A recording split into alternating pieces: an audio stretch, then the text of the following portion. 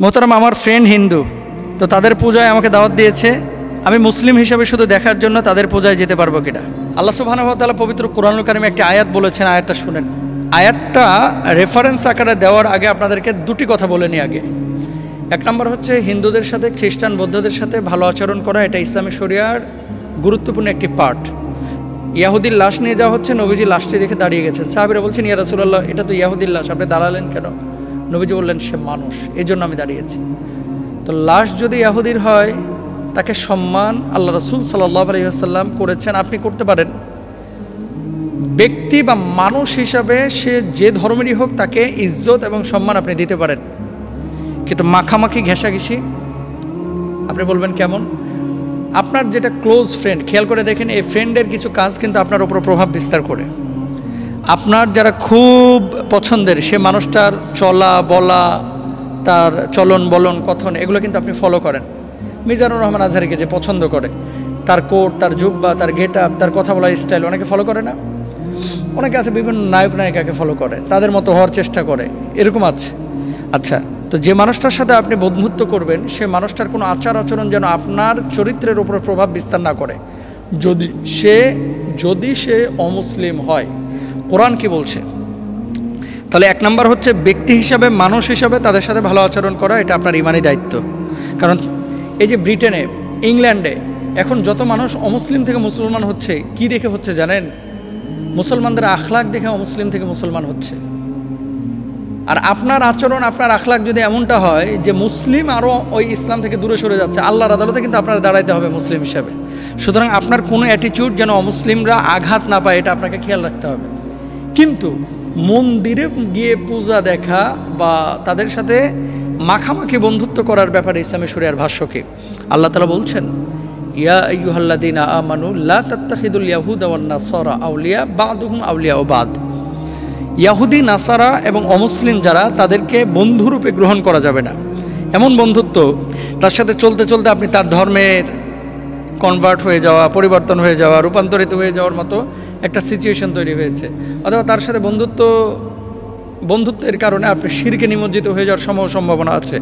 এরকম যদি হয়ে থাকে, তাহলে কোনো নাসারা, কোনো ইয়াহুদ, কোনো অমুসলিমের সাথে বন্ধুত্ব করতে পারবেন না, ভালো আচরণ করবেন। ভালো আচরণ বলতে যত সৌন্দর্য আছে, মানে চূড়ান্ত পর্যায়ের ভালো আচরণ তার সাথে করতে পারবেন। ইয়াহুদি, নাসারা আল্লাহ রাসূলের বাড়ির মেহমান হয়েছে, তিনি আপ্যায়ন করেছেন, খেয়াল করেন। তো আমরা তাদের সাথে ভালো আচরণ করবো। এখন বন্ধু, আমার ক্লাসমেট হিন্দু অথবা অফিস কলিগ হিন্দু, সে আমাকে নিয়ে গেছে পূজা দেখতে, এটা মুসলমানের জন্য কোনোভাবে যাওয়া জায়েজ হবে না। এখন বলবেন যে মুহতারাম, তাহলে পূজা কি আমি দেখতে যাইতে পারবো না? না, আপনার জন্য জায়েজ নাই। উমর রাদিয়াল্লাহু তাআলা আনহু বলছেন কি, খেয়াল করেন, যে এমন একটা জায়গায় তুমি গিয়েছো, যে জায়গাটায় আল্লাহর লানত বর্ষিত হচ্ছে, যেখানে আল্লাহর সাথে সরাসরি শিরক করা হচ্ছে। তো যেই জায়গাটা আল্লাহ পছন্দ করছেন না, নবী পছন্দ করছেন না, সাহাবীরা পছন্দ করছেন না, ফেরেশতা পছন্দ করছেন না, সারা দুনিয়ার মুমিনরা পছন্দ করছে না, যে জায়গাটার উপরে আল্লাহর লানত পড়ছে, সেই জায়গাটায় তুমি পছন্দ করে যাচ্ছ, তার মানে আল্লাহর বিপক্ষে তুমি অবস্থান নিয়েছো। এটাই চূড়ান্ত বাস্তব কথা। এজন্য ওমর রাদিয়াল্লাহু তাআলা আনহু সরাসরি নিষেধ করেছেন। আল্লাহর হাবিব সাল্লাল্লাহু আলাইহি ওয়াসাল্লাম কি বলছেন? মান তাশাব্বাহা বিকওমিন ফাহুয়া মিনহুম। যে জাতির সাদৃশ্য অবলম্বন করলো, সে সেই জাতির অন্তর্ভুক্ত হয়ে গেল। এখন আপনি যদি তাদের এই কাজগুলো, কর্মকাণ্ডগুলোকে পছন্দ করে থাকেন, তাহলে যেন আপনি তাদেরই অনুসরণ করছেন। কিছু যুবক আছে, কিছু মেয়েদেরকে দেখা যায় মন্দিরে যে ভাই, মানে ওই যে ওরা যে দিওয়ালি, তারপরে ওই যে রং টং মারিয়া যখন খেলাধুলা করে, আনন্দ ফুর্তি করে, অনেক মুসলিম মেয়েরা পর্যন্ত এই যে আপনার কপালে সিঁদুরের মতো কি যেন দিয়ে ফেলে, হিন্দুরা যেগুলো ব্যবহার করে এগুলো করে ফেলে, এগুলো জায়েজ নাই। আচ্ছা, আপনি যে জুমার নামাজ পড়তেছেন, কয়জন হিন্দু আপনার মসজিদে আসে? আমার মসজিদে আসে। কোরবানির গরু যখন জবাই করছেন, কয়জন হিন্দু খ্রিস্টান আসে? আপনি আপনার ধর্মীয় উৎসবগুলোতে যখন অংশ নিচ্ছেন, কয়জন অমুসলিম আপনার আশপাশে আসে?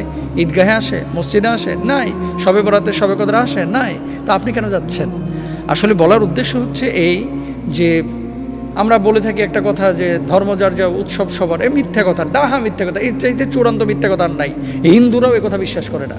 হিন্দুরাও কি বলে যে ধর্ম যার যার, উৎসব তার তার। আর এটা তো আমরা চূড়ান্তভাবে ধ্রুব সত্য অনেক আগে থেকে বলছি, ধর্ম যার যার, উৎসব তার তার।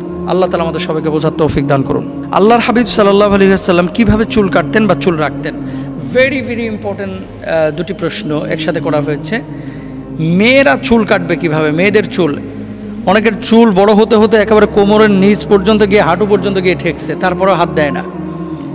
এই কিছু মহিলা আছে দেখবেন যে এরকম চুল নিয়ে চুল ছাড়িয়ে দিয়ে টিএসসিতে হাঁটতেছে, মানে দেখাচ্ছে দেখো আমার চুল কত বড়। এরকম কিছু মহিলা আছে, সম্পূর্ণরূপে হারাম। এই যে চুল খুলে আপনি রাস্তার ভিতরে হাঁটতেছেন না, এই চুলগুলো সাফ হয়ে কিয়ামতের ময়দানে আপনার দংশন করবে।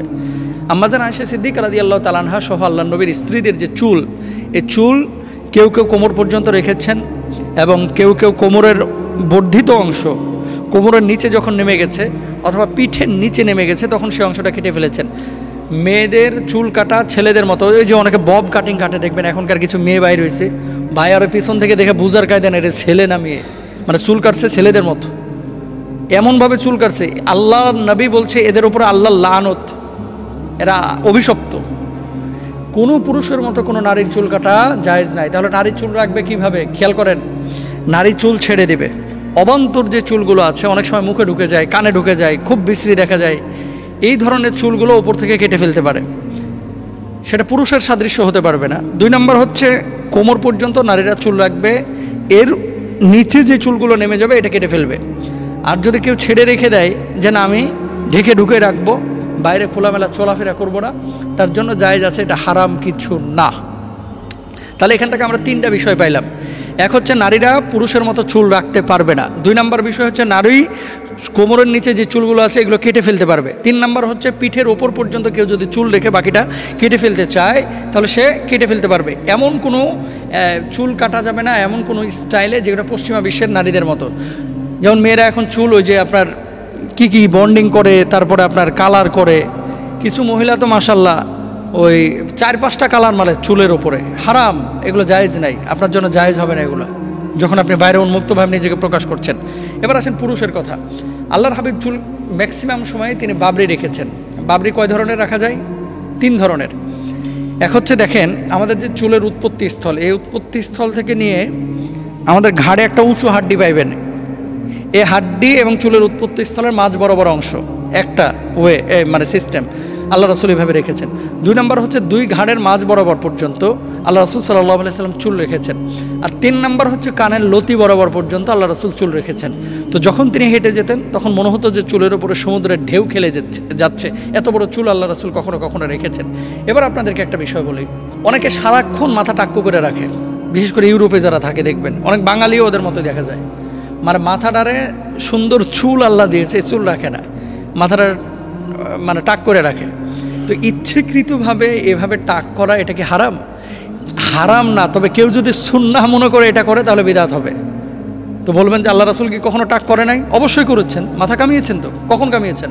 উমরা করার পরে কামিয়েছেন। কখন কামিয়েছেন? হজ করার পরে তিনি কামিয়েছেন। হ্যাঁ, সাহাবীদের মধ্যে একজন ছিলেন আলী রাদিয়াল্লাহু তাআলা আনহু। আছে না যে চুল বেশি থাকার কারণে অনেকের মাথা গরম হয়ে যায়, ভাল লাগে না, এরকম অনেক মানুষের মাথায় বেশি গরম। আলী রাদিয়াল্লাহু তাআলা আনহু কী কারণে অধিকাংশ সময় চুল কামিয়ে রেখেছেন বা বেশি মাথা কামাতেন এটা উনি ভালো জানেন। এখন আল্লাহর নবী যেহেতু সরাসরি বলেন না যে সারাক্ষণ মাথা কামিয়ে রাখো, সেহেতু আমরা কামিয়ে রাখবো না, উমরার পরে আমরা কামাবো, হজ্জের পরে কামাবো। আর বাবরি রাখলে অনেকে বাপমা আবার আছে এই যে ছেলেমেয়েরা যে পাঙ্কু কাটিং কাটে তখন কিছু বলে না, আর চুল একটু বড় রেখে বাবরি টাবরি রাখলেই বলে যে কিরে জেমবি টেমবিতে আবার যোগ টোক দিছস নাকি, এরকম সন্দেহ করে। এগুলো করবেন না, এটা সম্পূর্ণরূপে সুন্নাহসম্মত একটি কাজ। আপনার ছেলে মেয়ে, এখন তো যুবকদেরকে দেখে আফসোস হতে হয় যে এটা কি মুসলমান না অমুসলমান। কিছু যুবকের বাইরে ভাই এখানে এই যে সজারুর যেমন কাটা, পুরো মাথায় চুল নাই, খালি এখানটা এই যে সজারুর মতো ওয়েস্ট ইন্ডিজের প্লেয়ারদের মতো রেখে দিচ্ছে, পরে এখানে আবার লাল, এখানে নীল, এখানে হলুদ। কারে ফলো করতেছেন? হুজুর নেইমারে ফলো করতেছি। তোর হাসর হবে নেইমারের সাথে, বদমাইশ যেগুলো এরকম করে এদের হাসর হবে ওদের সঙ্গে। সুতরাং আমার জীবনের প্রত্যেকটি ক্ষেত্রে আমি অনুসরণ করব পিয়ারা হাবিব সাল্লাল্লাহু আলাইহি ওয়াসাল্লাম যেভাবে করতে বলেছেন, চলতে বলেছেন, আমরা সেগুলোই ফলো করবো। আল্লাহ তৌফিক দান করুন।